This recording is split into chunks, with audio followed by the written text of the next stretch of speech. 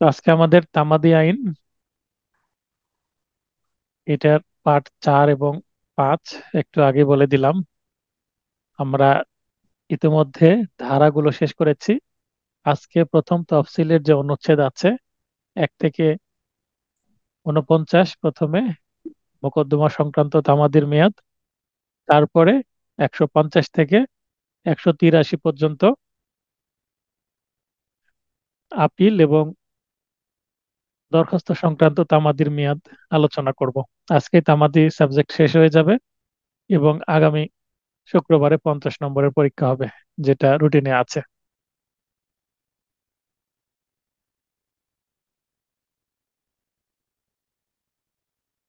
তো শুরু করি পার্ট 4।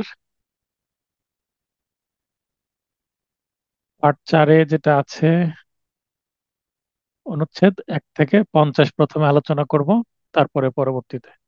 এটা প্রথম তফসিলের অনুচ্ছেদ 1 থেকে 149। মনে রাখবো, 1 থেকে 149 এটা হচ্ছে মূল মোকদ্দমা, অর্থাৎ দেওয়ানি মূল মোকদ্দমা বা শুট সংক্রান্ত যে তামাদির মেয়াদ। কোনো মূল মামলা দায়েরের জন্য কতদিন সময় দেওয়া হবে এটা, এবং এই সময় পার হয়ে গেলে 3 ধারা অনুসারে আর মামলা করতে দেওয়ার যাবে না বা করার কোনো সুযোগ নেই। মামলা করলেও সরাসরি খারিজ হয়ে যাবে। সেটা আমরা 3 ধারায় দেখেছি।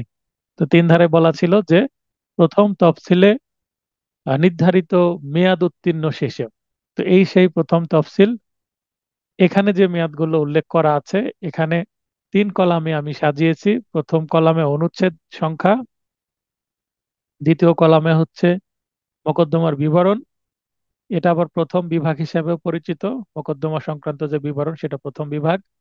এবং তৃতীয় কলাম ডান দিকে মেয়াদ। তো এই 3 কলামে সাজিয়েছি। এর আগে 23 সালে 8টি প্রশ্ন এসেছিল শুধুমাত্র এই অনুচ্ছেদকে কেন্দ্র করে। অতএব আমরা অনুচ্ছেদগুলো ভালোভাবে পড়বো, কারণ সংখ্যা মনে রাখাটা টাফ। আর এই সংখ্যাকে টার্গেট করেই প্রশ্ন বেশি করা হচ্ছে ইদানিং। 2 অনুচ্ছেদ কাজ করা বা বিরত থাকায়, অর্থাৎ কোনো আনলফুল অ্যাক্ট অর ওমিশনের মাধ্যমে যদি কারো ক্ষতি হয়, তাহলে ক্ষতিপূরণ আদায়ের জন্য বা কম্পেনসেশন রিকভারি করার জন্য যে মামলা, সেই মামলা করতে গেলে আদালতে আসতে হবে 90 দিনের মধ্যে, অর্থাৎ আমাদের মেয়াদ 90 দিন। আমরা মনে রাখবো যে সর্বনিম্ন সময় হচ্ছে 90 দিন মোকদ্দমা দায়েরের ক্ষেত্রে। দেখেন যে এর নিচে আর নাই। তারপরে অনুচ্ছেদ 3, এসআর অ্যাক্ট, অর্থাৎ স্পেসিফিক রিলিফ অ্যাক্ট বা সুনির্দিষ্ট প্রতিকার আইন। এই আইনের সেকশন 9-এ সুনির্দিষ্ট স্থাবর সম্পত্তির দখল উদ্ধার, যেটা রিকভার পজেশন, বেদখল হয়ে গেছে, সেখান থেকে দখল উদ্ধারের জন্য মামলা করা যাবে 6 মাসের মধ্যে। এখানে এই সম্পত্তির মালিককে, এই সম্পত্তির ওনারশিপ কার, এই সম্পত্তির টাইটেল বা স্বত্ব কার, এটা বিবেচ্য বিষয় না। শুধুমাত্র বেদখল হয়ে গেলেই 6 মাসের মধ্যে দখল উদ্ধারের জন্য মামলা করা যাবে। এরপরে 7, ভৃত্য। গৃহভৃত্য মানে বাসায় যারা কাজ করে তাদেরকে বোঝানো হচ্ছে, যারা হোম সার্ভিস দেয়। কারিগর, শ্রমিকের মজুরি আদায়। কোনো ব্যক্তি যদি কোনো বাসার কাজের লোকের মজুরি ঠিকভাবে না দেয়, বকেয়া রাখে, বা কোনো কারিগর দিয়ে কাজ করালেন, সেই কাজের মজুরি দিচ্ছেন না, শ্রমিকের মজুরি দিচ্ছেন না, তো ওই শ্রমিক মামলা করতে পারবে কার বিরুদ্ধে? সেই বাড়ির মালিকের বিরুদ্ধে, যিনি কাজ করে নিয়েছেন। ফর দ্য ওয়েজেস, তো মজুরির ইংরেজি হচ্ছে wages, of a household servant, artisan or labourer. এইটা কিন্তু 1 বছর।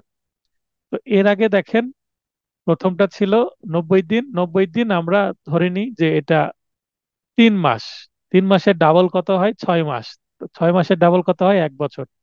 দেখেন দ্বিগুণ হারে বৃদ্ধি পাচ্ছে। প্রথমে 3 মাস, 6 মাস, তারপরে 1 বছর বা 12 মাস। এইভাবে আমরা মনে রাখবো যে ধীরে ধীরে ডাবল বা দ্বিগুণ হিসাবে বাড়ছে।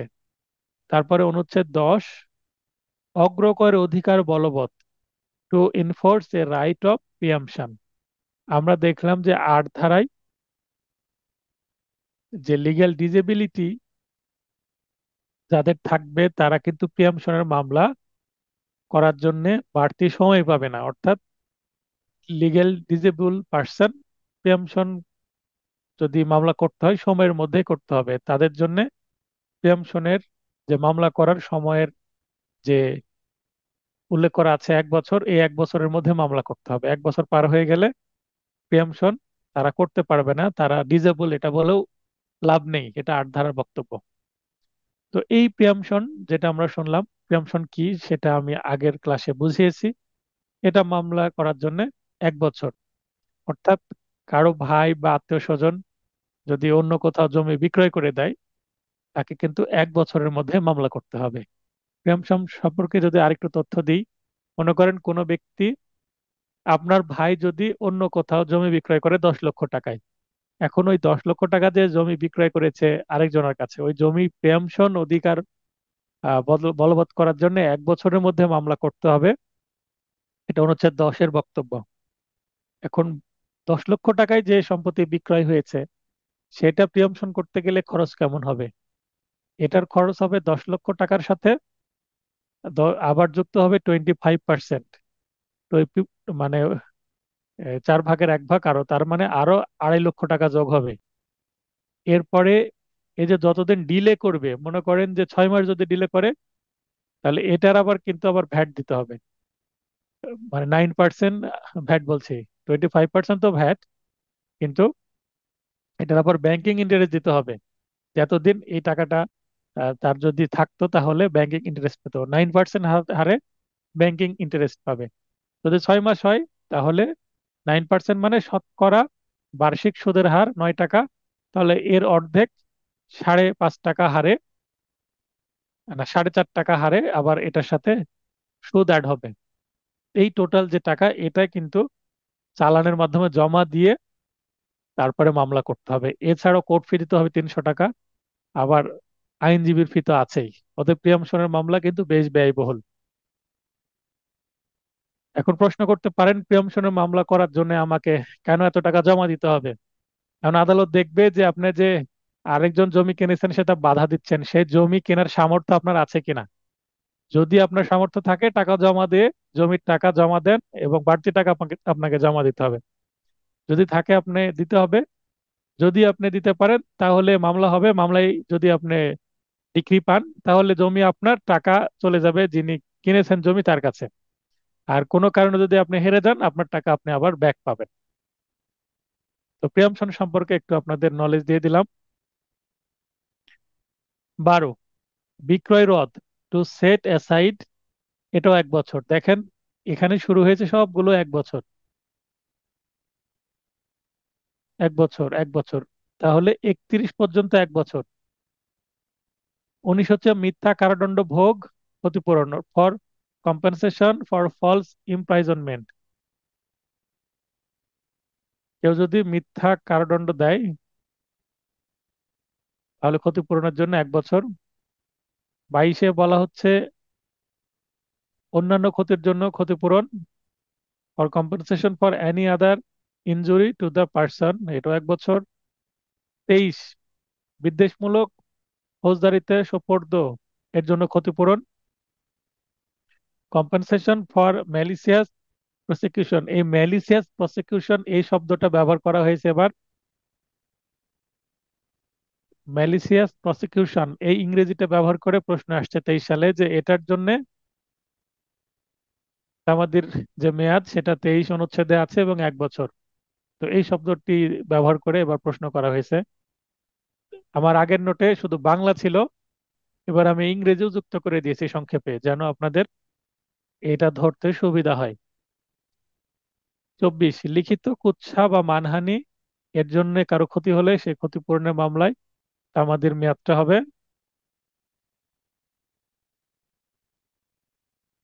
এটাও 1 বছর। কম্পেনসেশন ফর ম্যালিসিয়াস লাইবেল, তারপরে মৌখিক কুৎসা দ্বারা মানহানি ক্ষতিপূরণ হলে এটাও 1 বছর। পার্থক্য, লিখিত হলে 24 অনুচ্ছেদ আর মৌখিক হলে 25 অনুচ্ছেদ। পণ্য অর্পণ না করা বা বিলম্ব অর্পণ এর জন্য ক্ষতিপূরণ। কোনো প্রোডাক্ট আপনি কিনেছেন, ডেলিভারি আসার কথা, ডেলিভারি আসতে দেরি হলো, সেটা যদি দেরিতে আসার কারণে যদি মনে করেন যারা এখন কাপড়ের ব্যবসা করে, সামনে ঈদ, শপিং চলছে খুব, তো সে অর্ডার করেছে কিন্তু তার প্রোডাক্টটা ঈদের পরে চলে আসছে, ঈদের আগে আসার কথা, ব্যবসা করতে পারেনি, ক্ষতি হয়েছে। তো এটা ক্ষতিপূরণের জন্য মামলা করতে পারবে কার কার বিরুদ্ধে? যে ডেলিভারির দায়িত্ব নিয়েছে, সংশ্লিষ্ট কুরিয়ার কর্তৃপক্ষকে করতে পারে। আবার যারা দেরিতে যদি ডেলিভারি করে, মানে এটার সাথে যারা যারা জড়িত থাকবে সবার বিরুদ্ধে মামলা করা যাবে ক্ষতিপূরণ নেওয়ার জন্য। এবং অবশ্যই সেটা 1 বছরের মধ্যে আসতে হবে, 1 বছর পরে আসলে আর ক্ষতিপূরণের মামলা করা যাবে না। এরপরে আমরা দেখব হচ্ছে 2 বছর। 2 বছর 32 থেকে 36, ভিন্ন উদ্দেশ্যে সম্পত্তি ব্যবহার, লিগ্যাল রিপ্রেজেন্টেটিভের বিরুদ্ধে 2 বছরের মধ্যে মামলা করা যাবে। এটা খুব বেশি ইম্পর্টেন্ট না, এই কারণে আমি এক লাইনে পাঁচটা, 32, 33, 34, 35, 36, পাঁচটা অনুচ্ছেদ একসাথে দিয়ে দিয়েছি 2 বছর। এরপরে আমরা চলে যাব 3 বছর। 1, 2, 3, এখানে সবগুলোই দেখেন চলছে, সবগুলোই 3 বছর, এই পর্যন্ত আছে 3 বছর টানা। 3 বছরগুলো আমরা দেখব। 39, অনধিকার প্রবেশ এর ক্ষতিপূরণ। আমরা পেনাল কোডে দেখলাম যে ক্রিমিনাল ট্রেসপাস, এই ক্রিমিনাল ট্রেসপাস হলে তো ফৌজদারি মামলা হবেই পেনাল কোড অনুসারে, এবং এটার জন্য ক্ষতিপূরণ চেয়েও কিন্তু সিভিল মামলাও করা যাবে। কত বছরের মধ্যে? 3 বছরের মধ্যে। 40, কপিরাইট সহ অন্যান্য, কেউ যদি কোনো কপিরাইট আইন ভঙ্গ করে বা অন্যান্য প্রিভিলেজ নষ্ট করে, যেটা ইন্টেলেকচুয়াল প্রপার্টির ক্ষেত্রে, সেক্ষেত্রে 3 বছরের মধ্যে মামলা করা যাবে। কারো অনুমতি ছাড়া তার বইয়ের কোনো অংশ যদি রিপ্রিন্ট করা হয় বা প্রকাশ করা হয়, তাহলে কিন্তু তিনি কপিরাইট আইনে মামলা করতে পারবে। তাছাড়া সিভিল শুটও করতে পারবে 3 বছরের মধ্যে। 42, অন্যায়ভাবে নিষেধাজ্ঞা এর জন্য ক্ষতিপূরণ, মানে মামলা করেছে বাদী, বাদী মামলা করে অন্যায়ভাবে একটা নিষেধাজ্ঞা নিয়ে নিয়েছে, অস্থায়ী নিষেধাজ্ঞা নিশ্চয় হবে এটা। কার বিরুদ্ধে? বিবাদীর বিরুদ্ধে। বিবাদী পরে এসে দেখছে নিষেধাজ্ঞা হয়ে গেছে, এখন পরে যদি বাদী এই মামলায় হেরে যায় এবং বিবাদী প্রমাণ করতে পারে যে নিষেধাজ্ঞাটা দিয়ে বিবাদীরই ক্ষতি করেছে বাদী এবং সেটা অন্যায় হয়েছে, এটা অযৌক্তিক একটা ইনজাংশন ছিল, তখন বিবাদী উল্টো বাদীর নামে মামলা করতে পারবে। এটা ক্ষতিপূরণ চেয়ে কত বছরের জন্য? 3 বছরের মধ্যে। 44, নাবালকের অভিভাবক কর্তৃক সম্পত্তি হস্তান্তর, এই হস্তান্তর বাতিল চেয়ে মামলা করা যাবে 3 বছরের মধ্যে।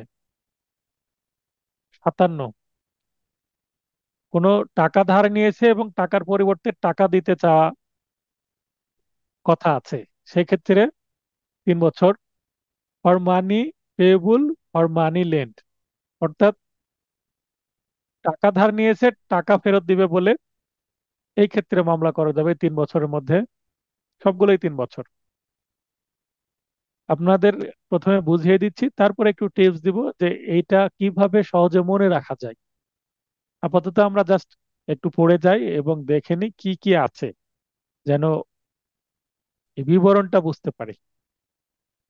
ধার, টাকার পরিবর্তে cheque, like should when the lender has given a cheque for the money, টাকার পরিবর্তে যখন চেক দিয়েছে তখন সিভিল মামলা করা যাবে, কিন্তু এখন চেক ডিজনারের মামলা করা হয়, যেটা ক্রিমিনাল মামলা, আরো কঠিন মামলা হয়। 59, ধার, চাহিদা মাত্র পরিশোধযোগ্য কোনো বিষয়ে, money lend under agreement payable on demand, এটাও 3 বছর। সবগুলোই 3 বছর, কিন্তু একটা 57, একটা 58, একটা 59 অনুচ্ছেদ এখন বিষয়বস্তু বুঝে যদি অনুচ্ছেদ চাই প্রশ্নে কত অনুচ্ছেদে আছে, তখন আপনাদের এভাবে উত্তর করতে হবে। 66 থেকে 80 সবগুলোই 3 বছর।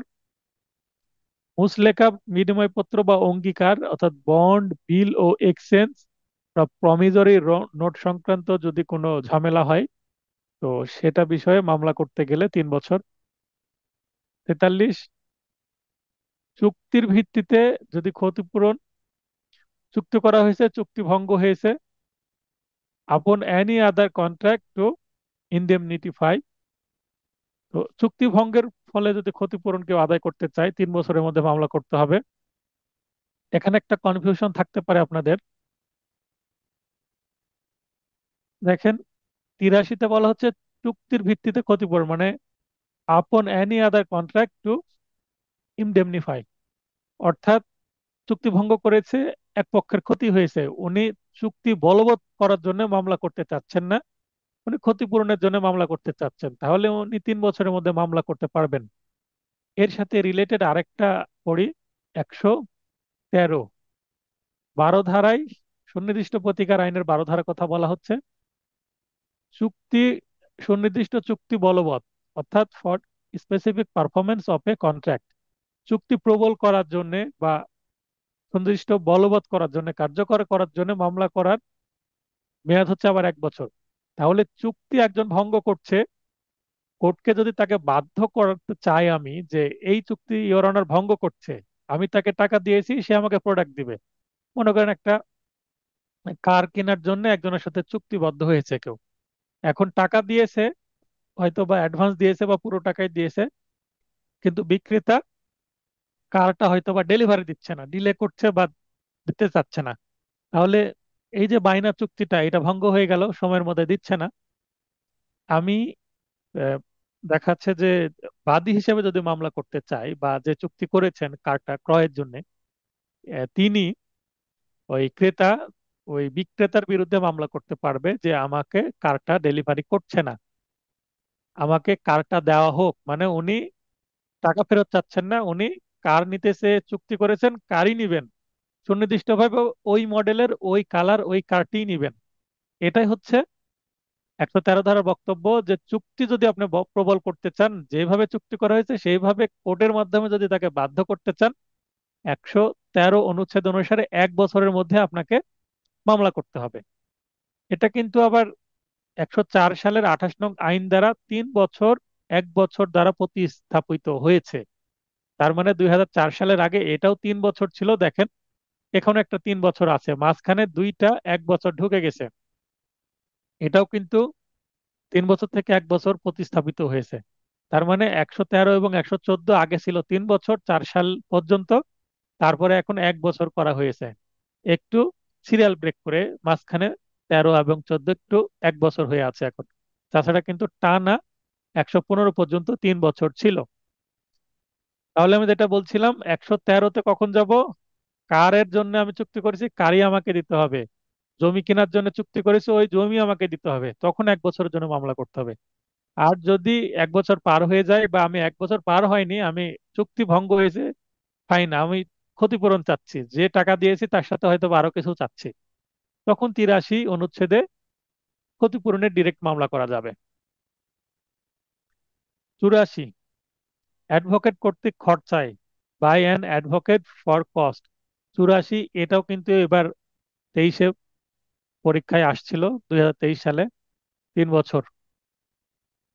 91, 39 ধারায়, সুনির্দিষ্ট প্রতিকার আইনের 39 ধারায় দলিল রদ বা বাতিলের জন্য মামলা করার মেয়াদ 3 বছর, বা এই সংক্রান্ত যদি কোনো মেয়াদ উল্লেখ না থাকে দলিলে, to cancel or set aside an instrument not otherwise provided for, এটা 3 বছর।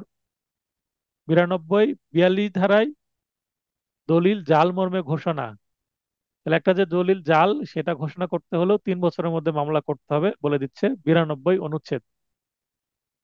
আর এটা মামলা কিন্তু 42 ধারা, এটা কিন্তু সুনির্দিষ্ট প্রতিকার আইনের ধারা। আমরা জানি সুনির্দিষ্ট প্রতিকার আইন হচ্ছে একটি সিভিল ন্যাচারের আইন, অর্থাৎ এটি একটি মূল আইন, যেমন পেনাল কোড ক্রিমিনাল ক্ষেত্রে, ক্রিমিনাল মামলার ক্ষেত্রে মূল আইন, তেমন সুনির্দিষ্ট প্রতিকার আইন হচ্ছে সিভিলের ক্ষেত্রে মূল আইন। তো এখানে 39 ধারায় 42 ধারায় মামলা করার জন্য তামাদি আইন কত, কারণ সেটা যেহেতু সিভিল মূল মামলা করার বিধান সুনির্দিষ্ট প্রতিকার আইনে আছে, শুটের বিধান আছে সেখানে। এবং শুট করার জন্য মোকদ্দমার তামাদির মেয়াদ কত, শুটের তামাদির মেয়াদ কত, সেটা কিন্তু আমরা পড়ছি 1 থেকে 149 অনুচ্ছেদে তামাদি আইনের।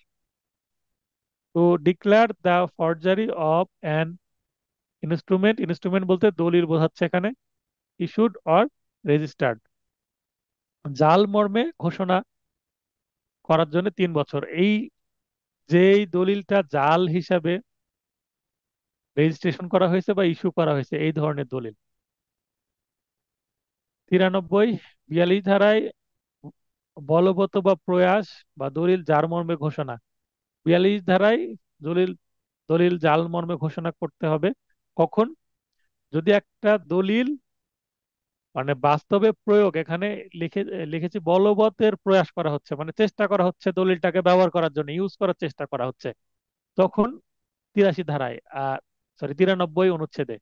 92 অনুচ্ছেদ, দলিল তৈরি হয়েছে কিন্তু ব্যবহার করছে না, কিন্তু আহ, যার ক্ষতি হবে সে বুঝতে পেরেছে, সে দলিল আগে জাল মর্মে ঘোষণা করে বিপদমুক্ত হতে চায়। আর 93 হচ্ছে দলিল তো তৈরি করেছে, সেটা আবার ব্যবহার করারও চেষ্টা করছে। 92 এবং 93 ধারা দুইটারই 3 বছর, কিন্তু পার্থক্য সামান্য আছে।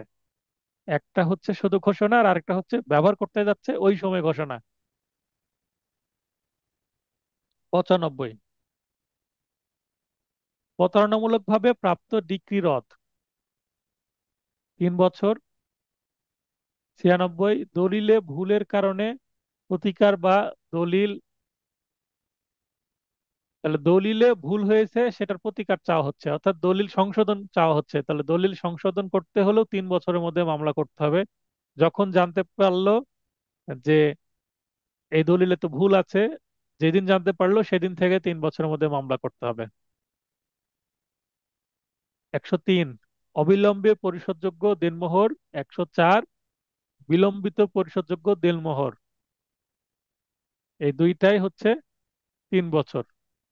দেনমোহরের দেনমোহরার যে মামলা করা হয় সেই মামলা, একটা হচ্ছে ডিভোর্সের আগে আর একটা হচ্ছে ডিভোর্সের পরে।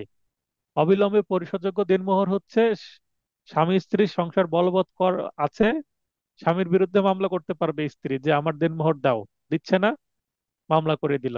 তো এটা সাধারণত খুব কম হয়, কারণ সংসার চলাকালীন আমাদের সমাজ ব্যবস্থা, পুরুষ শাসিত সমাজ ব্যবস্থা, আমরা তো খুব ভালো মানুষ, খুব কম জায়গায় আমরা কি করে থাকি, মোহরানা পরিশোধ করে থাকি বিয়ের সময়।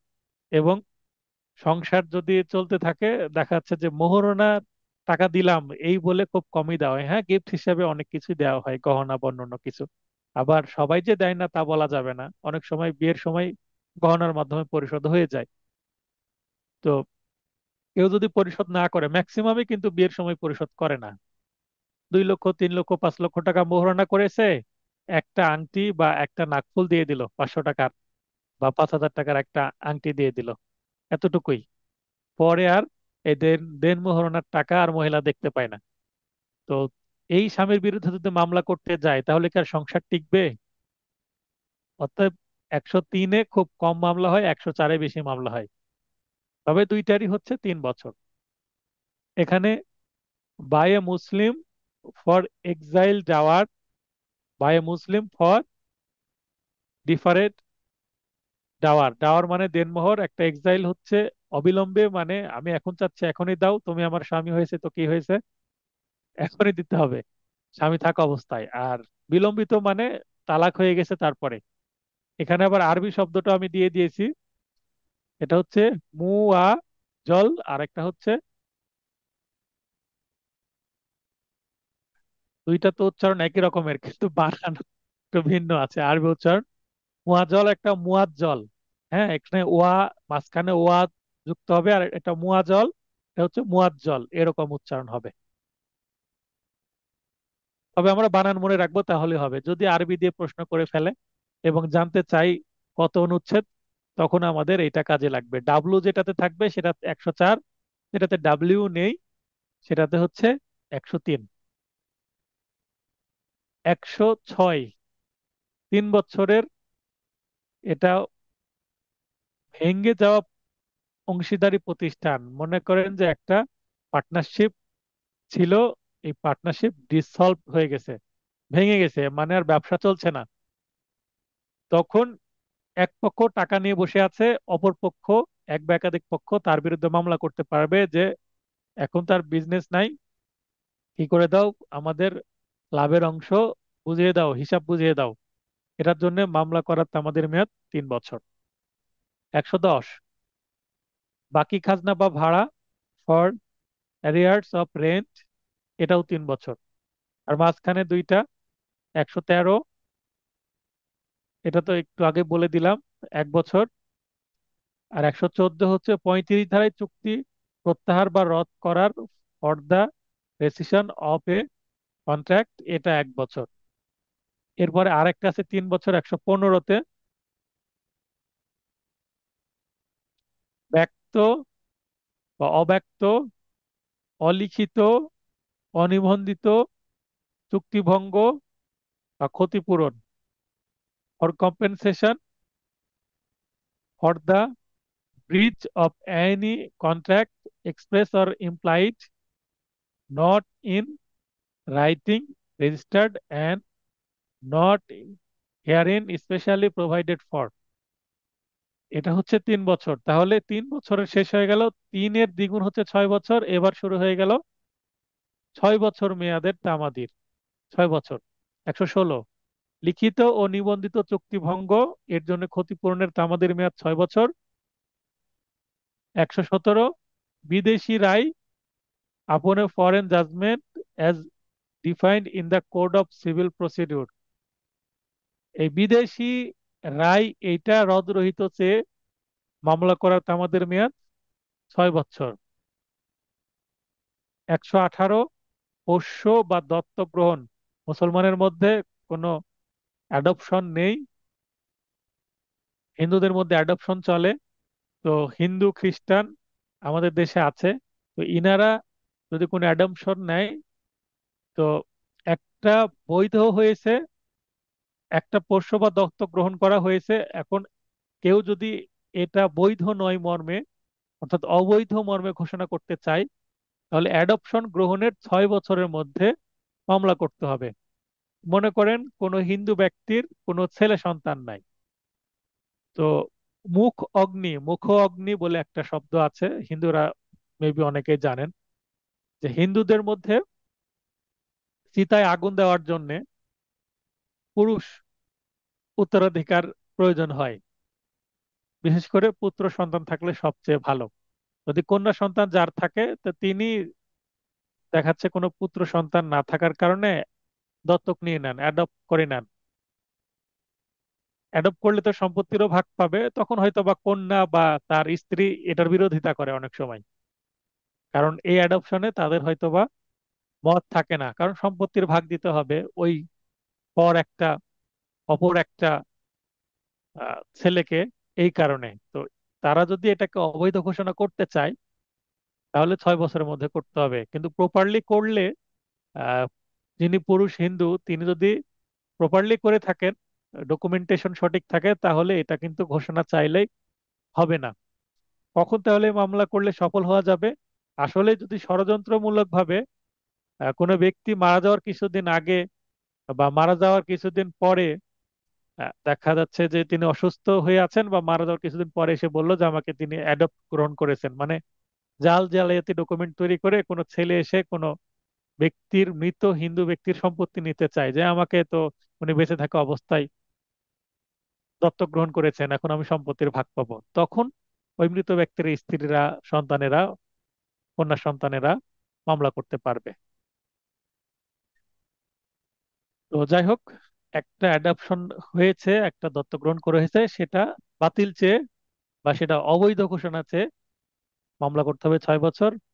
এবং একইভাবে পশু বা দত্তক গ্রহণ করা হয়েছে, সেটা বৈধ মর্মে ঘোষণা, এক পক্ষ দাবি করছে সেটা অবৈধ, অপর পক্ষ সেটা বৈধ মর্মে ঘোষণা চাইতে পারে। বৈধ মর্মে ঘোষণা চাইতে পারে যিনি বৈধভাবে অ্যাডপশন গ্রহণ করেছেন, কোনো হিন্দু ব্যক্তি অথবা যে সন্তানটাকে অ্যাডপ্ট করা হয়েছে তিনিও করতে পারেন তার অধিকার বলবৎ করার জন্য। দুইটা ক্ষেত্রে একই সময় 6 বছর। 120, এটা সবচেয়ে বেশি আসা অনুচ্ছেদ। 120 এখান থেকে সবচেয়ে বেশি আসে। তামাদি আইনে বিধান না থাকলে, কিসের বিধান না থাকলে? সুট বা মূল মোকদ্দমা করার বিধান যদি না থাকে তামাদি আইনে, যেমন ঘোষণামূলক ও বাধ্যতামূলক নিষেধাজ্ঞার মোকদ্দমা, ঘোষণামূলক ও বাধ্যতামূলক নিষেধাজ্ঞার মোকদ্দমা, suit for which no period of limitation is provided elsewhere in this schedule। এই যে তফসিল, এই তফসিলের কোথাও যদি সুট সংক্রান্ত আমাদের মেয়াদ বা পিরিয়ড উল্লেখ না থাকে তাহলে 6 বছরের মধ্যে করা যাবে। তাহলে 120 যেখানে বিধান নাই সেখানে কাজে লাগে। মোকদ্দমা করার জন্য পিটিশন, এর জন্য কিন্তু আলাদা আছে, দরখাস্তের জন্য আলাদা আছে, সেটা আমরা আলাদা পড়বো। 123, মৃতের সম্পত্তি বা উইলের অবশিষ্টাংশ বিভাগ অংশ, ফরে লেগেসি, 12 বছর। এবার আমাদের কিন্তু শুরু হলো 6 এর দ্বিগুণ, 12 বছর। দেখেন 123 থেকে আবার 12 বছর, 6 এর দ্বিগুণ। 124, বংশগত পদ দখল, for possession of an hereditary hereditary office, এটা হচ্ছে 12 বছর। 126, পিতার বিকৃত সম্পত্তি হস্তান্তর রদ, হিন্দুদের ক্ষেত্রে 12 বছর। পিতা যদি কোনো সম্পত্তি বিক্রয় করে ফেলেন তাহলে সন্তান সেটা রদ করতে পারবে 12 বছরের মধ্যে। 128, বকেয়া খোরপোশ বা অধিকার, হিন্দুদের ক্ষেত্রে 12 বছরের মধ্যে।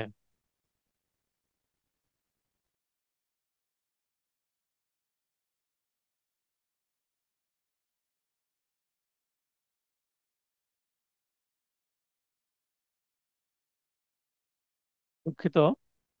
তাহলে বকেয়া খোরপোশ যদি কোনো হিন্দু মহিলা হয় আর মেনটেনেন্সের জন্য 12 বছরের জন্য মামলা করতে পারবে 12 বছরের মধ্যে।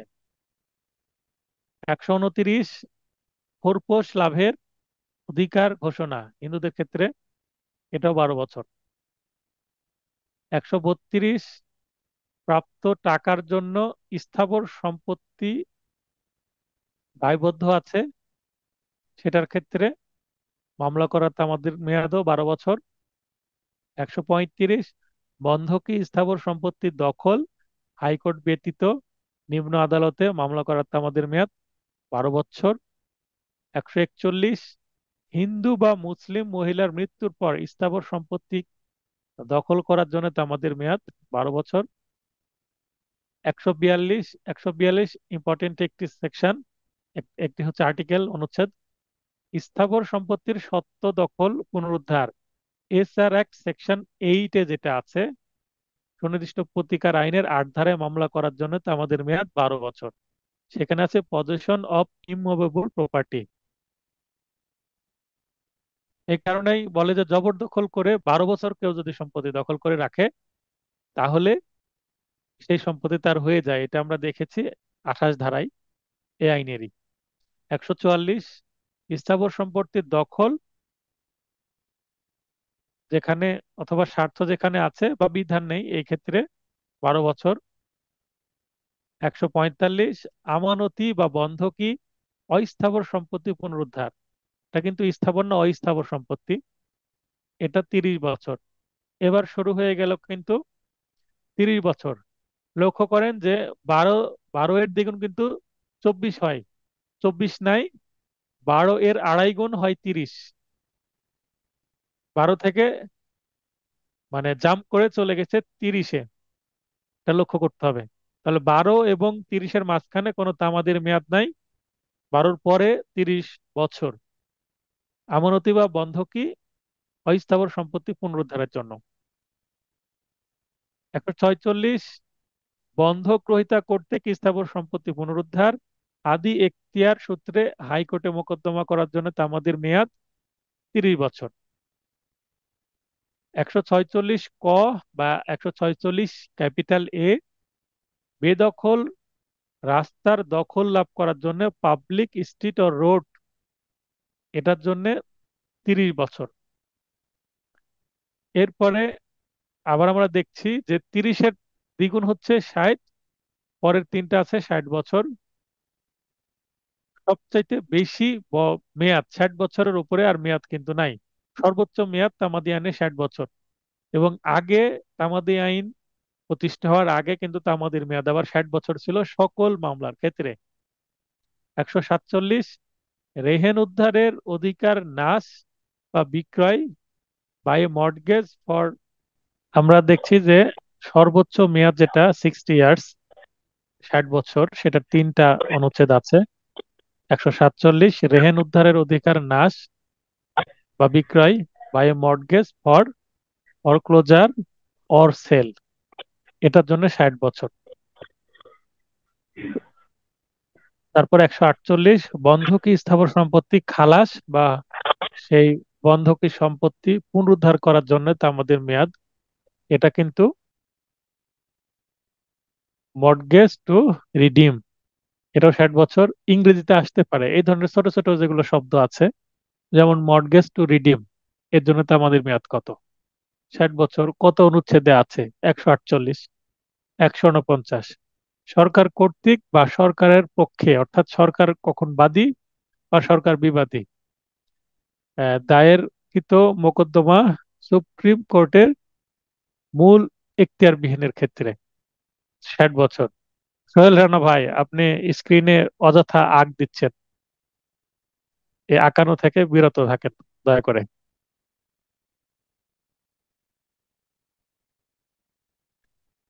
তো এই ছিল মোকদ্দমা সংক্রান্ত যে তামাদির মেয়াদ সেটা। এরপরে এই মোকদ্দমা সংক্রান্ত তামাদির যে মেয়াদ, এটা সংক্রান্তই আমি কিছু টিপস আপনাদের দিয়ে এটা কিভাবে আমরা মনে রাখবো। দেখেন, প্রথমে আছে 90 দিন, তারপরে 90 দিনের দ্বিগুণ 6 মাস, তারপরে 1 বছর, 1 বছরের পরে 2 বছর, তারপর 3 বছর, তারপরে দুইটা 1 বছর আছে, তারপরে আবার 3 বছর। আমরা ধরে নিই এগুলোও 3 বছর, মাঝখানে দুইটা একটু ব্যতিক্রম, মানে পুরোটাই 3 বছর, মাঝখানে 113 এবং 114 ব্যতিক্রম। 3 বছরের পরে 6 বছর কয়েকটি, তারপরে 12 বছর কয়েকটি, 12-র পরে 30 বছর কয়েকটি, তারপরে 60 বছর। তাহলে যদি আমরা এইভাবে মনে রাখি যে প্রথমে 90 দিন, তারপরে 6 মাস, তারপরে 1 বছর, 1 বছরের পরে 2 বছর, 3 বছর, 3 বছরের পরে 6 বছর, 12 বছর, 12-র পরে 30 বছর, 30 বছরের পরে 60 বছর। দেখেন, মেয়াদ মানে যেগুলো রেলিভেন্ট মেয়াদ সেগুলো আমরা এভাবে মনে রাখবো। যেমন মোকদ্দমা করার জন্য তামাদির মেয়াদ কিন্তু 120 দিন নাই, বা 100 দিন নেই, বা 180 দিন নেই। তারপরে 180 দিনের পরিবর্তে 6 মাস আছে, যেখানে 6 মাস সেখানে 6 মাসই বলবো, যেখানে দিন আছে 90 দিন সেখানে 90 দিনই আমরা মনে রাখার চেষ্টা করব এইভাবেই।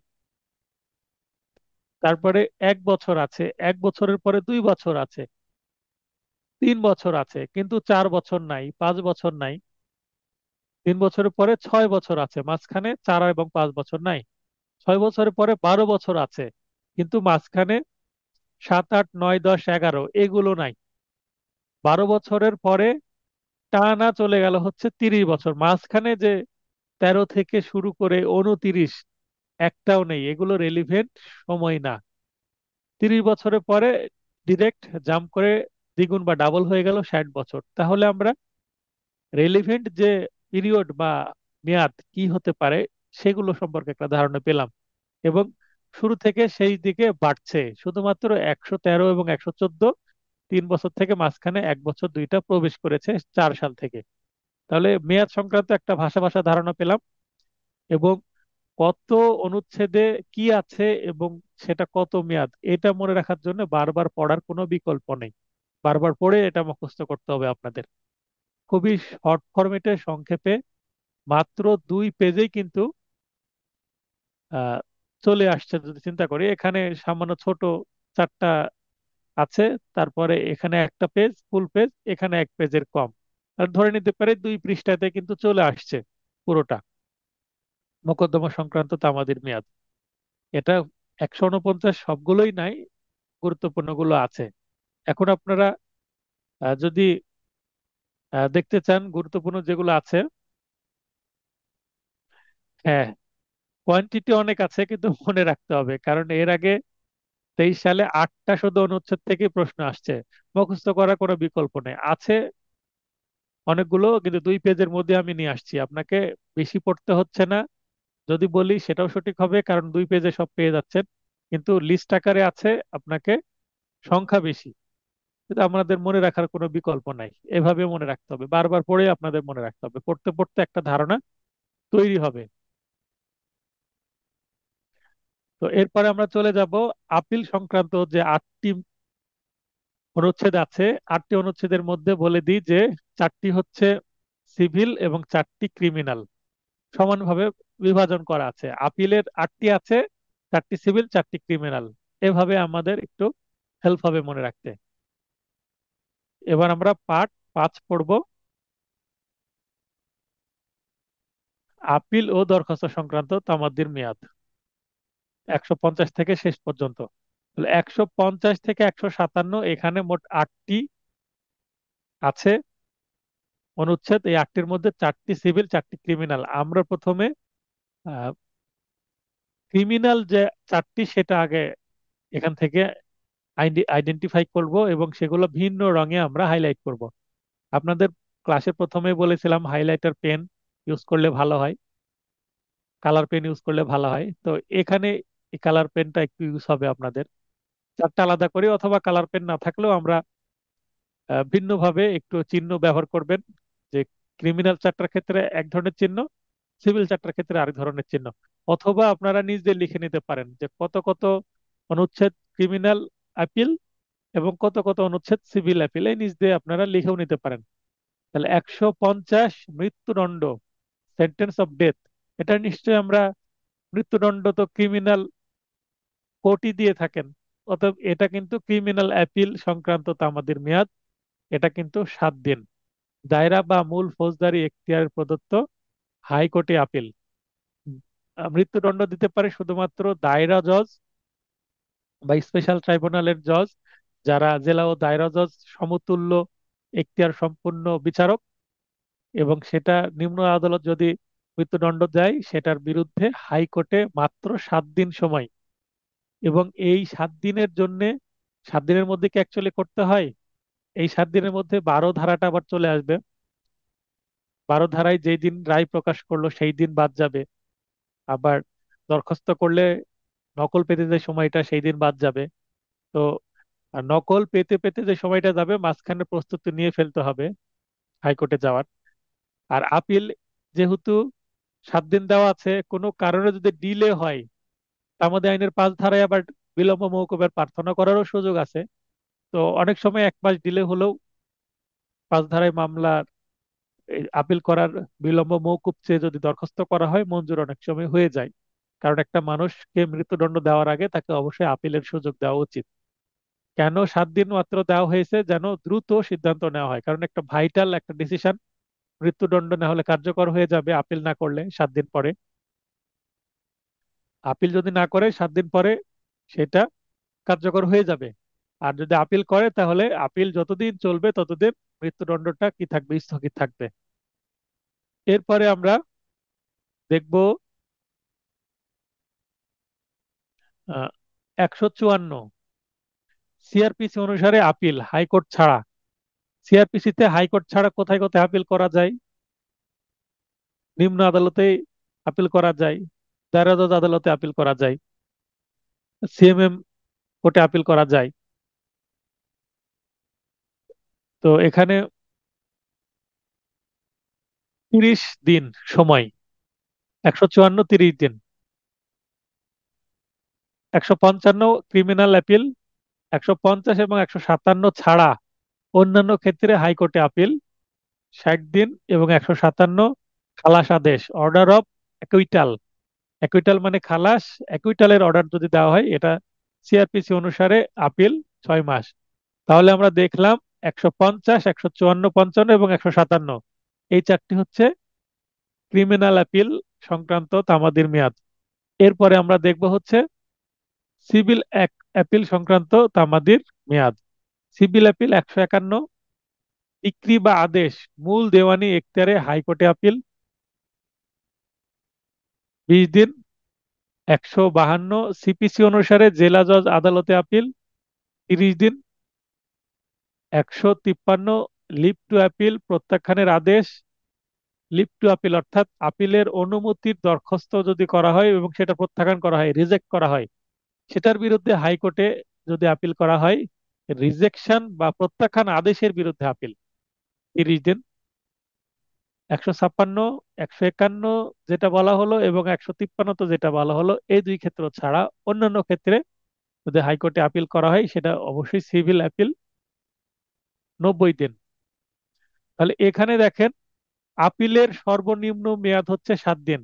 এখন যদি প্রশ্ন করা হয় যে তামাদি আইনের প্রথম তফসিলে সর্বনিম্ন তামাদির মেয়াদ কোনটি, যদি উল্লেখ করা না থাকে যে সেটা মূল মোকদ্দমা, আপিল না পিটিশন বা দরখাস্ত, সেক্ষেত্রে ওভারঅল 183টা অনুচ্ছেদের মধ্যে 7 দিন এটাই সর্বনিম্ন। যেটা 150-এ উল্লেখ করা আছে মৃত্যুদণ্ডের বিরুদ্ধে আপিল 7 দিন, এটাই সর্বনিম্ন। এবং স্পেশালি যদি উল্লেখ করে দেয় আপিলের ক্ষেত্রে সর্বনিম্ন মেয়াদ কোনটি, তখন তো 150 ধারায় 7 দিন অবশ্যই হবে। আর যদি মামলা করার জন্য তো আমাদের মেয়াদ বলে, মূল মামলা করার জন্য তো আমাদের মেয়াদ প্রথমে পড়লাম 90 দিন, সেটা হবে। তখন আর 7 দিন হবে না। যদি উল্লেখ করে দেয় মূল মামলা, তখন কিন্তু 90 দিন হবে। তাহলে এখানে আমরা সিরিয়ালে যদি মনে রাখতে পারি, দেখেন যে প্রথমে 7 দিন, তারপরে 20 দিন, 30 দিন, 30 দিন, 30 দিন, 60 দিন, 90 দিন, তারপরে 6 মাস। এখানেও কিন্তু যদি চিন্তা করি একটু ডাবল বা দ্বিগুণ, এইভাবে কিন্তু এখানেও একটু বর্ধিত হয়েছে। 7 থেকে 20, এখানে দ্বিগুণের ফর্মুলা আসছে না, তবে বৃদ্ধি পেয়েছে, বেড়েছে, এটা দেখতে পাচ্ছি। তার মানে সবসময় একটু বৃদ্ধি পাচ্ছে উপরের দিকে, মানে যত অনুচ্ছেদের সংখ্যা বাড়ছে তত তা আমাদের মেয়াদ বৃদ্ধি পাচ্ছে। 150-এ 7 দিন আপিলের ক্ষেত্রে, 151-তে হচ্ছে 20 দিন বাড়লো। তারপরে 30 দিন আরেকটু বাড়লো, 30 দিন এখানে, 30 দিনই আছে, আবার 30 দিন, 30 দিনে আছে। 30-এর দ্বিগুণ 60 দিন, এখানে দ্বিগুণের ফর্মুলা কাজ করছে।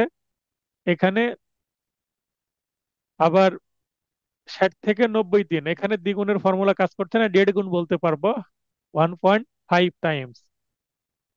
তারপরে 90 দিন মানে যদি আমরা ধরে নিই 3 মাস, 3 মাসের ডাবল হচ্ছে 6 মাস। তবে এখানে আমরা 6 মাস হিসেবে মনে রাখবো, এটা 90 দিন হিসেবে মনে রাখবো, তার মানে এখানে দ্বিগুণের ফর্মুলা কাজ করছে। তো এইভাবে আমাদের মনে রাখতে হবে একটু কষ্ট করে হলেও। তবে আমি বলে নিই যে এইভাবে আলাদা করে নিলে আপনাদের সুবিধা হবে।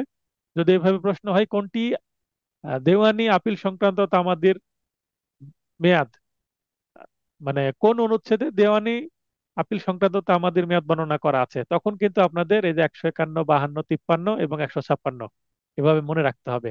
আবার যদি বলে যে কোন অনুচ্ছেদগুলোতে ফৌজদারি আপিলের বিধান আছে, তখন আপনাদের 150, 54, 55 এবং 56, 57 এভাবে আলাদাভাবে মনে রাখতে হবে। এই সাথে হয়ে গেল আপিল সংক্রান্ত 8টি, 8টি তামাদির মেয়াদের অনুচ্ছেদ, বিষয় এবং মেয়াদ। এরপরে আমরা চলে যাব 158। এটা শুরু হয়ে গেল দরখাস্ত, আবেদনপত্র বা পিটিশন এর বিবরণ, এটা হচ্ছে তৃতীয় বিভাগ। আপিলটা ছিল দ্বিতীয় বিভাগ, মূল মোকদ্দমা ছিল প্রথম বিভাগ। মানে অনুচ্ছেদ প্রথম তফসিলকে আবার 3টা বিভাগে বিভক্ত করা হয়েছে। প্রথম 149 পর্যন্ত প্রথম বিভাগ, 150 থেকে 157 আপিল সংক্রান্ত যেগুলো, এগুলো দ্বিতীয় বিভাগ, এবং সর্বশেষ 158 থেকে লাস্ট মানে 183 পর্যন্ত তৃতীয় বিভাগ, পিটিশন সংক্রান্ত।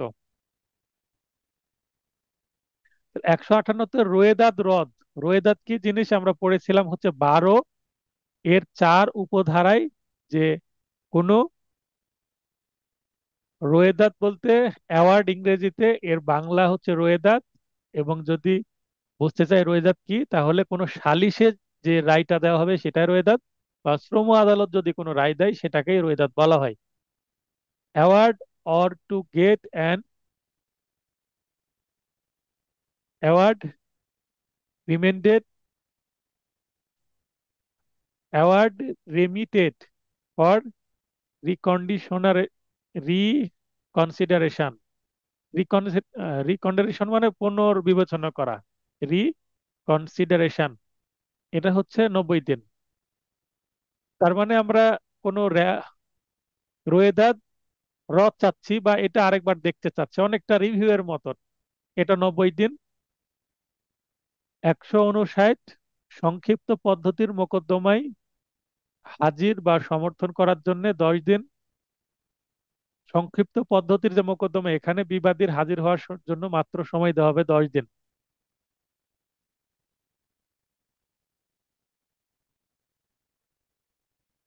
160,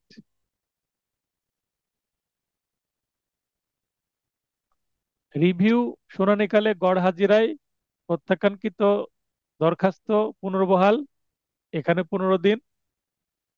161, অল্প এখতিয়ার সম্পন্ন আদালতের রায় রিভিউ, 15 দিন।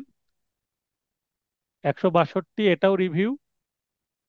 আদি এখতিয়ারে প্রদত্ত হাইকোর্টের রায়, এই রায়টা রিভিউ চেয়ে প্রার্থনা করার মেয়াদ 20 দিন।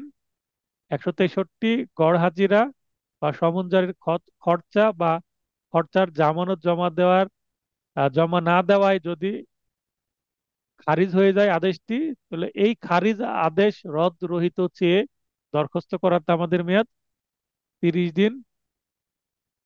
164, একতরফা ডিক্রি রদ, এটা করার জন্য তো আমাদের মেয়াদ 30 দিন। এখানে ইংলিশে আসতে পারে টু সেট অ্যাসাইড এ ডিক্রি পাস্ট এক্স পার্টে বলতে একতরফা ডিক্রি, যেখানে বিবাদীর কোনো উপস্থিতি নাই, শুধু বাদী একতরফা ডিক্রি যদি পেয়ে যায়, বিবাদী এসে একতরফা ডিক্রিটা রদ চাইতে পারে। সেটা চাইতে গেলে 30 দিনের মধ্যে আসতে হবে আদালতে দরখাস্ত নিয়ে। 166, ডিক্রি জারিতে বিক্রয় রদ, 30 দিন। 167, ডিক্রি মূলে জারিতে প্রাপ্ত স্থাবর সম্পত্তি দখলে বাধা দিলে সেটা 30 দিনের মধ্যে দরখাস্ত করতে হবে। 168, না চালানোর ফলে খারিজ আপিল পুনর্গ্রহণ, অর্থাৎ একটা আপিল খারিজ হয়ে গেছে, সে আপিলটা আবার পুনরায় শুনানির জন্য গ্রহণ করার দরখাস্ত আমাদের মেয়াদ 30 দিন। 169, একতরফা শুনানিকৃত আপিল পুনরায় শুনানির জন্য রিহিয়ারিং এর জন্য আমাদের মেয়াদ 30 দিন। 170, নিঃস্ব হিসাবে আপিল করার অনুমতি, leave to appeal as a pauper মানে নিঃস্ব ব্যক্তি, 30 দিন। 172, সত্ত্বনিয়োগী বা দেওয়ালিয়া বাদের রিসিভার বা আপিলকারী কর্তৃক মোকদ্দমা বা আপিল খারিজ আদেশ রদের প্রার্থনা করার জন্য তো আমাদের মেয়াদ 60 দিন। 173, 161 এবং 162 ছাড়া অন্যান্য ক্ষেত্রে রিভিউ, এর তো আমাদের মেয়াদ 90 দিন। আমরা দেখলাম এর আগে দুইটা রিভিউ, 161 62, এখানে 15 দিন এবং 20 দিন, এবং ওই দুই ক্ষেত্রে অন্যান্য ক্ষেত্রে সকল রিভিউয়ের জন্য তো আমাদের মেয়াদ 90 দিন। 175, ডিক্রির অর্থ কিস্তিতে পরিশোধের দরখাস্ত, ডিক্রি হয়ে গেছে বিবাদীর বিরুদ্ধে, বিবাদীকে অনেক টাকা দিতে হবে, একসাথে টাকা দিতে পারছে না, এখন ইওর অনার আমি এত টাকা একসাথে দিতে পারবো না, আমাকে কিস্তি করে দেন, ইনস্টলমেন্ট হিসাবে আমি দিব। 6 মাসের মধ্যে বিবাদীকে বা দেনদারকে দরখাস্ত করতে হবে। 176, মৃত বাদী বা আপিলকারীর প্রতিনিধিকে পক্ষভুক্ত বিষয়টা হচ্ছে, বাদী একজন মারা গেছে, তার প্রতিনিধি যারা আছে তার পরিবর্তে মামলায় তারা কি করবে, পক্ষ হিসাবে ভুক্ত হবে, মানে ইনক্লুডেড হবে। তো এটার জন্য তামাদির মেয়াদ হচ্ছে 90 দিন। কবে থেকে 90 দিন? যেদিন বাদী মারা যাচ্ছে সেই মানে মৃত্যুর তারিখ থেকে 90 দিন। একইভাবে 177-এ মৃত বিবাদী বা প্রতিবাদীর প্রতিনিধিকে পক্ষভুক্ত, বিবাদী এর আরেকটা বাংলা হচ্ছে প্রতিবাদী বলতে পারি। এখানে আপিলকারী যিনি, আপিলকারী বলতে অ্যাপিলেন্ট, আর আপিলকারীর বিপরীতে যিনি থাকেন তাকে বলা হয় রেসপন্ডেন্ট। তো রেসপন্ডেন্টের বাংলায় হচ্ছে প্রতিবাদী, বা উত্তরদায়কও বলা হয়, উত্তরদায়ক বা প্রতিবাদী। তো প্রতিবাদীর জন্য এখানেও 90 দিন।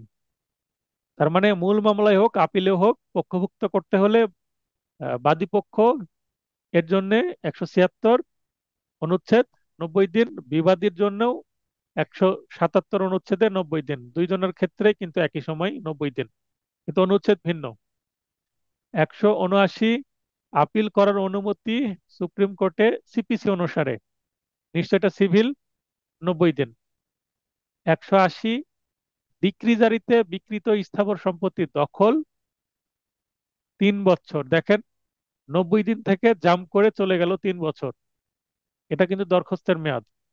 181 সিপিসি অনুসারে, সিপিসির 48 ধারায় সুনির্দিষ্টভাবে দরখাস্তের তামাদির মেয়াদ নেই, 3 বছর। আমরা 120-এ দেখলাম, যদি মোকদ্দমা করার তামাদির মেয়াদ না থাকে কোনো অনুচ্ছেদে, তাহলে 120 অনুসারে 6 বছর মূল মোকদ্দমার ক্ষেত্রে। ঠিক 181-তেও আছে যেখানে তামাদির মেয়াদ নেই, কিন্তু কিসের, দরখাস্ত বা পিটিশন বা আবেদন পত্র করার জন্য। এখানে কিন্তু সময় অর্ধেক, মানে 3 বছর। আবারও বলছি, 120 অনুচ্ছেদ, মূল মোকদ্দমা করার তামাদির মেয়াদ যদি উল্লেখ না থাকে, বিধান নাই, সেক্ষেত্রে 6 বছর। 181 অনুচ্ছেদে পিটিশন বা দরখাস্ত করার জন্য তামাদির মেয়াদ যদি উল্লেখ না থাকে, অন্য কোনো অনুচ্ছেদে স্পেশালি সুনির্দিষ্টভাবে উল্লেখ না থাকলে 3 বছর সময় দেওয়া হবে। তাহলে 120 আর 181 কিন্তু সিমিলার একটা বিষয়। 182তে দুইটা মেয়াদ আছে। 183 ছাড়া অন্যান্য ক্ষেত্রে 48 ধারা এর বিধান বা বিধান নেই তা জারি করার জন্য তামাদির মেয়াদ 3 বছর। অর্থাৎ এখানে জারি সংক্রান্ত তামাদির যদি বিধান না থাকে, সেটা 3 বছর। আর ডিক্রি বা আদেশের জাবেদা নকল নিবন্ধন করা হলে, জাবেদা নকল যদি, সার্টিফাইড কপিটা যদি রেজিস্ট্রি করে নেওয়া হয়, সেক্ষেত্রে আরো 3 বছর যুক্ত হয়ে 6 বছর হয়ে যাবে। তার মানে registered certified copy of A decree or an order, এই ক্ষেত্রে 182 অনুসারে 6 বছর সময় পাওয়া যাবে। তাহলে 182-তে কিন্তু দুইটা আমাদের মেয়াদ প্রেসক্রাইব করা আছে, একটা 3 বছর এবং একটা 6 বছর, এটা লক্ষ্য রাখবেন। আজকের আলোচনার সর্বশেষ অনুচ্ছেদ 183, এবং এটা সর্বশেষ অনুচ্ছেদ এই তফসিলেরও। সুপ্রিম কোর্ট বা হাইকোর্টের আদি এখতিয়ারে রায় কার্যকর করার জন্য, মানে এক্সিকিউশন করার জন্য, আমাদের মেয়াদ হচ্ছে 12 বছর। তাহলে যদি প্রশ্ন আসে যে সর্বোচ্চ মেয়াদ নিয়ে, মূল মোকদ্দমা করার জন্য তামাদির মেয়াদ কত, কে বলবেন? সর্বোচ্চ মেয়াদ কত মূল মোকদ্দমা করার জন্য, তামাদির সর্বোচ্চ মেয়াদ কত? যিনি উত্তর দেবেন তিনি হাত উত্তোলন করেন। হ্যাঁ, মহিউদ্দিন ভাই বলেন। 60 বছর, 60 ইয়ার্স। 60 ইয়ার্স। আর আপিল করার জন্য সর্বোচ্চ মেয়াদ, না দেখে বলেন, আর নোট দেখবেন না। আপিল করার জন্য সর্বোচ্চ মেয়াদ কত মনে পড়ছে? মনে পড়ছে না এই মুহূর্তে।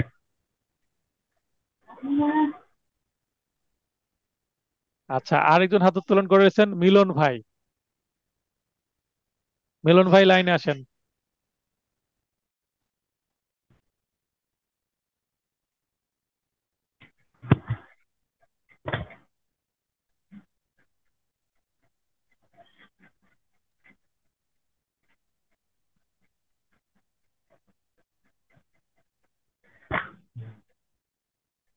মিলন ভাই এখনো লাইনে আসতে পারেননি। হাত উত্তোলন করেছেন কিন্তু মাইক অন করছেন না।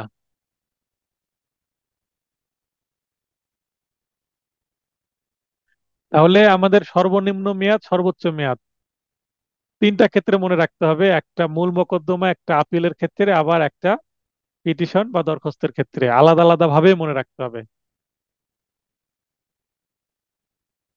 পিটিশনের ক্ষেত্রে 12 বছর আমরা দেখছি, মূল মামলার ক্ষেত্রে 60 ইয়ার্স। কিন্তু একটু আগে আমরা দেখলাম যে আপিলের ক্ষেত্রে 6 মাস। আপিলের ক্ষেত্রে 6 মাস, এই যে এখানে আছে 6 মাস। এইটা 157 অনুচ্ছেদে খালাস আদেশের বিরুদ্ধে আপিল করতে চাইলে 6 মাস সময়। তো এটা কিন্তু আপিলের ক্ষেত্রে 6 মাস, পিটিশনের ক্ষেত্রে 12 বছর, আর মূল মামলার ক্ষেত্রে 60 ইয়ার্স। এভাবে মনে রাখবেন। এখানে নিচে আরো একটু পয়েন্ট আছে। রিভিউ মাত্র 3টি ক্ষেত্রে রিভিউ করা যায়: 161, 162 এবং 173। সবচেয়ে কম তামাদের মেয়াদ 7 দিন, অনুচ্ছেদ 120-এ আছে। এটা খুবই গুরুত্বপূর্ণ একটি অনুচ্ছেদ। এরপরে কিছু এমসিকিউ প্রশ্ন আছে এবং শেষে আমি তামাদি আইন সম্পর্কে আরো কিছু তথ্য দিয়েছি। দেখেন যে সংখ্যা যেখানে তিনটি তিনটি তিনটি তিনটি তিনটি, এখানে বেশ কয়েকটা জায়গায় তিনটি সংখ্যা। আমাদের বিষয়বস্তু তিনটি: মোকদ্দমা, আপিল ও দরখাস্ত। বৈধ অপরগতা 6 ধারায় তিনটি ক্ষেত্রে: মাইনর, ইনস্যান, ইডিয়ট। তামাদি আইনের মোট তফসিল তিনটি। তামাদি আইনের কিন্তু তিনটি তফসিল: প্রথম অনুচ্ছেদ, দ্বিতীয়, তৃতীয় বাতিল। রিভিউ, আবেদন এর তামাদির মেয়াদ তিনটি, একটু আগে আমরা দেখলাম। এরপরে যদি আমরা দেখি চারটি সংখ্যা কোন কোন ক্ষেত্রে, চারটি অনেকগুলো ক্ষেত্রে: ফৌজদারি আপিল দায়েরের তামাদের মেয়াদ 4টি, দেওয়ানি আপিল দায়েরের তামাদ মেয়াদ 4টি, অনুচ্ছেদ 4টি। সুখাধিকার বা ব্যবহার সত্ত্ব বা বর্ত সত্ত্ব অর্থাৎ ইজমেন্ট, ইজমেন্টের সেকশন কিন্তু 4টি। 2-5-এ ইজমেন্টের সংজ্ঞা দেওয়া আছে। 26, 27 এখানে 26-এ ইজমেন্ট সংক্রান্ত বিস্তারিত আলোচনা করা হয়েছে। 27-এ ইজমেন্টের জন্য কোনটা বাধা স্বরূপ সেটা বলা আছে। 29-এ কিন্তু ইজমেন্ট, 29-এর 4 উপধারায় বলা আছে ইজমেন্টের একটু বক্তব্য আছে। যদি প্রশ্ন আসে যে তামাদি আইনের কোন কোন ধারায় ইজমেন্ট সংক্রান্ত বিষয় আলোচনা করা হয়েছে বা কয়টি ধারায় ইজমেন্ট নিয়ে আলোচনা করা হয়েছে, উত্তর হবে 4টি। এই 4টি: বৈধ অপারগতা বা আইনগত অক্ষমতা, লিগ্যাল ডিজেবিলিটি সংক্রান্ত কিন্তু সেকশন, অর্থাৎ বৈধ অপারগতা বা লিগ্যাল ডিজেবিলিটি সংক্রান্ত যে ধারা, এটা কিন্তু 4টি। 6 ধারায় সংজ্ঞা দেওয়া হয়েছে। 7 ধারায় একাধিক ব্যক্তির যদি লিগ্যালি ডিজেবল হয়, তার মধ্যে যদি একজনও ডিজেবিলিটি মুক্ত হয়, তাহলে তার জন্য তো আমাদের মেয়াদ চলবে, অর্থাৎ সবার জন্য চলবে। 8 ধারায় বিশেষ ব্যতিক্রম। 9 ধারায় একবার চলতে শুরু করলে আর অন্য কোনো অক্ষমতা সেটাকে থামাতে পারবে না। তারপরে আইনানুগ কার্যধারায় সময় গণনা বাদ যাওয়ার ক্ষেত্র 4টি। 12 ধারায় 4টি ক্ষেত্রে 4টি উপধারা আছে। তামাদির আইন সংরক্ষণের ক্ষেত্র 4টি, অর্থাৎ 29 ধারাতেও 4টি উপনুচ্ছেদ আছে 4টি ক্ষেত্রে। এবার 5টি সংখ্যা সংক্রান্ত তামাদির মেয়াদ আছে, সেটা আমরা একটু দেখে নিই। 5টি তামাদি আইনের অধ্যায়, তামাদি আইনের অধ্যায় কিন্তু 5টি, অর্থাৎ 5টি অধ্যায়ে তামাদি আইন বিন্যস্ত হয়েছে। মেয়াদ বৃদ্ধিকরণ বা তামাদি মওকুফের ক্ষেত্র 5টি। 5 ধারাতে কিন্তু 5টি ক্ষেত্রে মেয়াদ বৃদ্ধি করার কথা বলা আছে। এটা জাস্ট একটু আপনাদের হেল্প করার জন্য একটু সংখ্যা তত্ত্ব ভিত্তিক কিছু টিপস দিয়েছি। তো এই ছিল আজকের আলোচনা। আজকের আলোচনা সংক্রান্ত কারো যদি প্রশ্ন থাকে, প্রশ্ন করতে পারেন। একটু জটিল অনেকগুলো অনুচ্ছেদ, তবে অনুচ্ছেদ 183 থেকে কমিয়ে মাত্র আমি 98টি অনুচ্ছেদ দিয়েছি। মোটামুটি অনুচ্ছেদ অনেকগুলো, 98 বলছি, 83টা অনুচ্ছেদ মেবি দিয়েছি আমি। কম আছে, অর্ধেকেরও কম দিয়েছি। অতএব এইটা আপনাদেরকে একটু কষ্ট করে মুখস্থ করতে হবে। হ্যাঁ, শিবলি ভাই। জি, আমার একটা প্রশ্ন হচ্ছে 115 অনুচ্ছেদের আহ, আলোকে, হ্যাঁ, যেখানে বলা বলেন। হয়েছে ব্যক্ত, অব্যক্ত, অলিখিত, অনিবন্ধিত চুক্তি ভঙ্গ, যেটা আছে এখানে হুম। এখানে ক্ষতিপূরণের মামলা 3 বছর সময় বলা হয়েছে। আমার এমনি অন্য বিষয় তো জানার বিষয় ছিল কি, যদি কাউকে এই ধরনের কোনো অব্যক্ত চুক্তির মাধ্যমে অথবা অনিবন্ধিত চুক্তির মাধ্যমে আমি কিছু টাকা মানে লোন দিই, তো হ্যাঁ, সেটা তো 3 বছর আদায় করার জন্য মামলা করতে হবে। এখন যদি আমি এই ধরনের কোনো মামলা করতে যাই, যেহেতু লিখিতও নয় এবং কোনো এটা নিবন্ধিতও নয়, সেক্ষেত্রে আমি কি প্রসিডিং এ যেতে পারে, একটু যদি সংক্ষেপে যদি বলেন আর কি। এটা আপনাকে সিভিল মামলার বিষয়ে, এটা যেহেতু বলা হচ্ছে 115 সিভিল মামলার ক্ষতিপূরণের জন্য। হ্যাঁ, তো এখানে ব্যক্ত, অব্যক্ত, লিখিত, অনিবন্ধিত চুক্তি ভঙ্গ এর জন্য ক্ষতিপূরণ 3 বছর। এখন ব্যক্ত, ব্যক্ত বলতে মৌখিকভাবে হয়েছে প্রকাশিত। অব্যক্ত, অব্যক্ত চুক্তির কোনগুলো সেগুলো কি আপনি বুঝতে পারছেন যে এগুলো অব্যক্ত চুক্তি হতে পারে? বাস্তবে কিন্তু অব্যক্ত চুক্তি এক্সিস্ট করে, আছে কিন্তু। অব্যক্ত চুক্তির আপনি দু একটা উদাহরণ দেন তো। এ, চুক্তি আইনের অনুযায়ী এটা অব্যক্ত চুক্তি ঠিক এই মুহূর্তে স্পেসিফিক বলতে পারছি না। আপনি বাস্তবে চলাফেরা করার জন্য অসংখ্য অব্যক্ত চুক্তিবদ্ধ হন একটা মানুষের সাথে। মনে করেন আপনি সেটা বলা যায়, হ্যাঁ, বাসা থেকে ঈশ্বরের বের, মধ্যে আপনি বাসা থেকে যাবেন, রিক্সায় উঠবেন। হ্যাঁ, জি জি জি। বাসা থেকে যাবেন, রিক্সায় উঠবেন, অনেক সময় রিক্সা ভাড়া মিটিয়ে উঠেন। তাহলে ভাড়া যদি মিটিয়ে উঠেন, এটা অলিখিত চুক্তি কিন্তু ব্যক্ত হয়ে গেল। তার মানে রিক্সাওয়ালা আপনার কাছ থেকে 50 টাকা ভাড়া চাচ্ছেন, আপনি 40 টাকা দিতে চাইলেন, সে রাজি হয়ে গেল। তাহলে 40 টাকা ভাড়া দিব, আপনি আমাকে ওখানে নিয়ে যাবেন। এই একটা চুক্তি হয়ে গেল। এটা কিন্তু ব্যক্ত চুক্তি কিন্তু অলিখিত। রিক্সাওয়ালার সাথে তো আপনি কাগজ নিয়ে বসেন না চুক্তি করতে ভাড়ার জন্য, তাই নয় কি? জি। আচ্ছা, তাহলে এটা একটা ব্যক্ত চুক্তি কিন্তু অলিখিত। এটা উদাহরণ গেল। আবার রিক্সাতে আপনি উঠে গেলেন, নিয়মিত ভাড়া, হ্যাঁ এখান থেকে কাছে 10 টাকা ভাড়া হবে, 2 মিনিটের রাস্তা, উঠে গেলেন, এ ভাই একটু সামনে যাব, উঠে নেমে 10 টাকা দিয়ে দিলেন। এটা কিন্তু তাকে বললেনও না, এটা অব্যক্ত, অলিখিত। বুঝতে পারলেন? মানে ভাড়া না মিটিয়ে উঠলে, আপনি যখন বাসে উঠেন, বাসের ভাড়া তো অনেক সময় ফিক্স থাকে।